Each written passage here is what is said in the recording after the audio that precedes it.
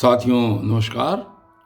कल की वीडियो में आपने सुना था कि श्री कृष्ण जी अर्जुन को ये समझा रहे हैं कि हम लोगों को या सामान्य व्यक्ति को यज्ञ आदि कर्म करते रहने चाहिए।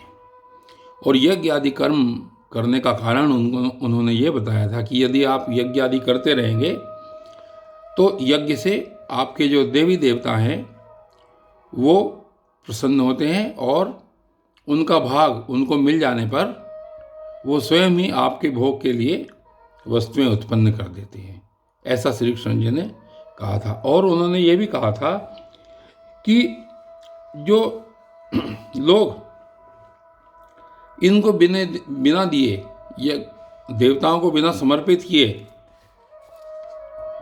भोजन करता है या भोगों का भोग करता है, वह एक प्रकार का चोर ही है। इस प्रकार उन्होंने कहा था कि आपको अपने यज्ञ आदि कर्म करने चाहिए। और आगे आज देखिए क्या कहते हैं, श्लोक संख्या 13 और श्रीमद् भगवद गीता का अध्याय 3 यज्ञ की महिमा बता रहे हैं और कहते हैं कि यज्ञ सब पापों का नाश करने वाला होता है और यज्ञ न करने वाले को क्या कहते हैं, पापी कहते हैं। एक प्रकार का पापी मनुष्य बताते हैं। देखिए क्या कहते हैं, श्लोक संख्या 13 यज्ञ शिष्टाशिनः संतो मुच्यन्ते सर्व किल विषयैः भुजन्ते ते त्वगम पापा ये पंचात्म कारणात्। और देखिए क्या कह रहे हैं कि यज्ञ से बचे हुए अन्न को खाने वाला श्रेष्ठ पुरुष सब पापों से मुक्त हो जाता है। अर्थात यदि आप यज्ञ कर रहे हैं और यज्ञ में निहित देवताओं का भाग उनको दे रहे हैं, तो जो उससे बचे हुए अन्न को खाने वाला व्यक्ति है वो सर्वथा पापों से मुक्त हो जाता है। और जो पापी लोग मुच्यन्ते मुक्त हो जाता है। और ये पापः आत्मकारणात्, और जो पापी लोग अपना शरीर पोषण करने के लिए ही अन्न पकाते हैं वे तो पाप को ही खाते हैं। अर्थात मनुष्य को यज्ञ इत्यादि करना चाहिए और केवल अपने लिए कर्म करने वाला व्यक्ति एक प्रकार से पापी व्यक्ति ही कहलाता है। और आगे फिर श्री कृष्ण जी अर्जुन को क्या कहते हैं, सृष्टि के क्रम के बारे में समझा रहे हैं। सृष्टि का वर्णन करते हैं कि सृष्टि किस प्रकार सर्वव्यापी परमेश्वर को यज्ञ रूप साधन में नित्य रहती है, नित्य प्राप्त होती है। कैसे कहते हैं, इसमें आज ये श्लोक संख्या 14 और 15 एक साथ पढ़े जाएंगे, क्योंकि सबका अर्थ, दोनों श्लोकों का अर्थ एक ही जगह आएगा। देखिए कहते हैं, बड़ा आसान है वैसे। अन्नाद् भवन्ति भूतानि पर्जन्याद् संभवः यज्ञाद् भवति पर्जन्यो यज्ञ कर्म समुद्भवः। और अगला श्लोक, कर्म ब्रह्मोद्भवं विद्धि ब्रह्माक्षरं समुद्भवं तस्मात् सर्वगतं ब्रह्म नित्यं यज्ञ प्रतिष्ठितम्। और देखिए क्या कहते हैं, अन्नाद् भवन्ति भूतानि, संपूर्ण प्राणी अन्न से उत्पन्न होते हैं।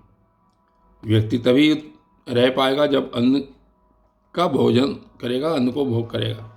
तो क्या कहते हैं कि संपूर्ण प्राणी अन्न से उत्पन्न होते हैं। भूतानि अन्नात् भवन्ति,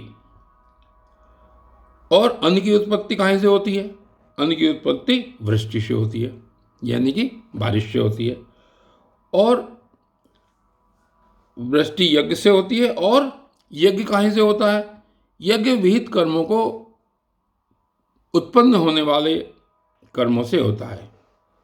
यानी कि कर्म समुदाय को तू काहे से जान, वेदों से उत्पन्न जान। यज्ञ विहित कर्मों से उत्पन्न होने वाला है। जो आप कर्म करते हैं उनसे क्या होता है? यज्ञ होता है। यज्ञ से वृष्टि होती है, वृष्टि से अन्न होता है और अन्न से प्राणी उत्पन्न होते हैं। तो इस प्रकार पूरी सृष्टि का कर्म बता रहे हैं और कहते हैं कि कर्म समुदाय को तू वेद से उत्पन्न और वेद को अविनाशी परमात्मा से उत्पन्न हुआ जान। विद्धि, विद्धि यानी जान, तस्मात् सर्वगतम ब्रह्म नित्यम यज्ञ प्रतिष्ठितम। इससे सिद्ध होता है कि सर्वव्यापी परम अक्षर परमात्मा ही सदा यज्ञ में प्रतिष्ठित है। उन्होंने ये बताया कि जो परमात्मा है वो काहे में प्रतिष्ठित है?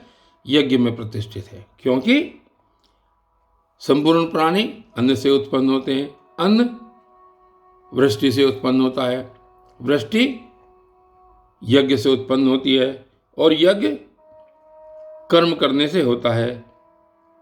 इसलिए और इस वेद को जो अविनाशी परमात्मा से उत्पन्न हुआ है, कर्म समुदाय को तो वेद से उत्पन्न हुआ जान और अविनाशी परमात्मा से उत्पन्न हुआ जान।